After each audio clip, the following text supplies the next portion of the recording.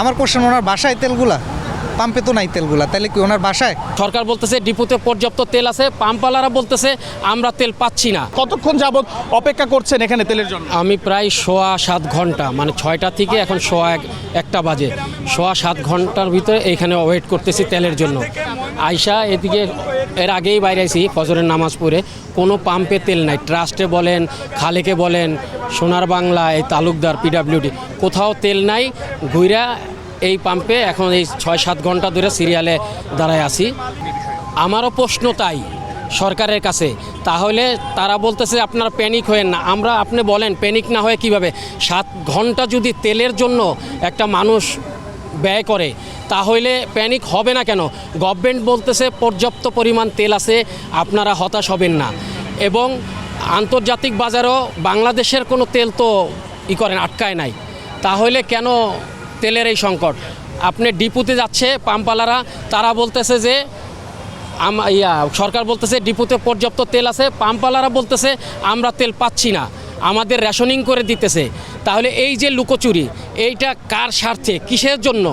Government এইটা বলতেছে একটা কথা, বাস্তবে আর একটা জিনিস। এটা কেন হবে? এটা তো হওয়ার কথা না।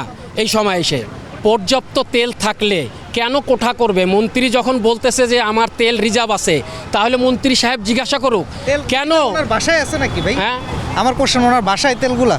পাম্পে তো নাই তেলগুলা, তাহলে কি ওনার বাসায়?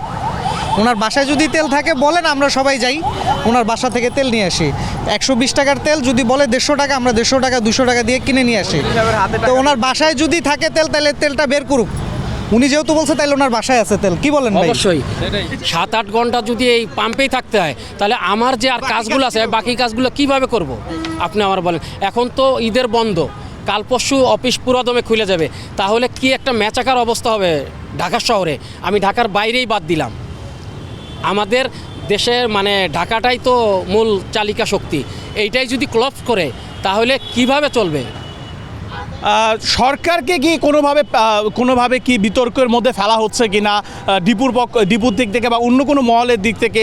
কারণ তেল আছে বলছেন, তাহলে তারা কোন ভিত্তিতে তেল আছে বলছেন বলে মনে করছেন? এটা তো সরকারেরই দায়িত্ব। আমাকে কেউ যদি ফল্টে ফালাইতে চায়, তো আমার দায়িত্ব এটারে আমি কীভাবেই করব। এটা তো সরকার খুঁজে বের করবে। আসলে যে মন্ত্রী সাহেব বলতেছে তেল আছে, ডিপু পাম্প বলতেছে তেল নাই, তাহলে তো এটা সরকারের দায়িত্ব, তারা অ্যাকশনে যাক। আমাদের সাধারণ মানুষদের কেন ভোগান্তিতে ফেলাচ্ছে? আমরা তো তাদের কথায় আস্থা রাখতে পারছি না। দর্শক, প্রায় 7 ঘন্টা বা 7 ঘন্টারও উপরে আপনার সারাদিনের যত কাজকর্ম রয়েছে সব বিসর্জন দেন। সারাদিনের যত কাজকর্ম রয়েছে সব বিসর্জন দেন, এখন সিরিয়াল ধরেন পেট্রোল পাম্পগুলোতে। কেন জানেন? কারণ এখন বাংলাদেশের মূল সমস্যা হচ্ছে আপনার জ্বালানি তেলের সংকট।